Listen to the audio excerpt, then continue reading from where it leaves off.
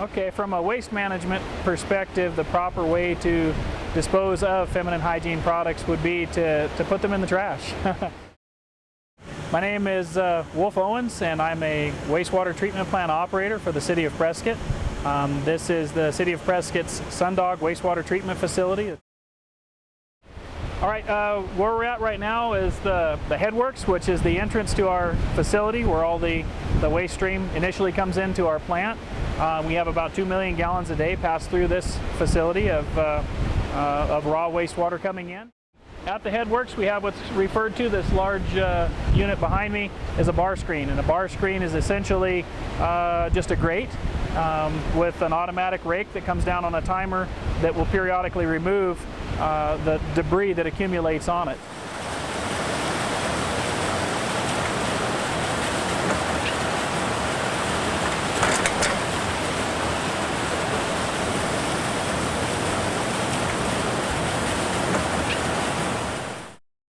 The type of feminine hygiene products that we see out here at our facility, some pads, the plastic wrappers, applicators, we receive a lot of those come in, but a lot of feminine hygiene products do come into our facility from the collection system.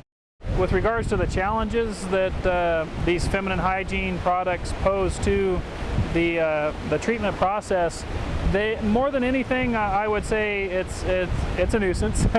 While it may not directly impact our treatment, such as other parameters would, chemicals or temperature, pH changes, different things like that, they do have the ability to plug up our pumps, essentially.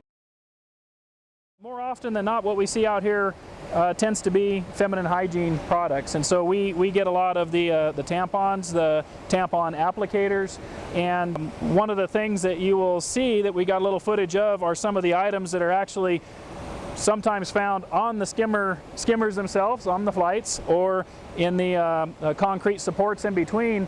Those are those items that the birds out here, the ravens, have the tendency to ride on these skimmers because they travel so slowly and pick those things out. They're looking for things to eat. Once they've determined they're not edible, they will sometimes drop them in places that are not so desirable, and even remove them from the primary clarifier. So we try to keep those items out as much as possible, skim and remove them as frequently as we can so that they aren't dispersed throughout the system, as it were.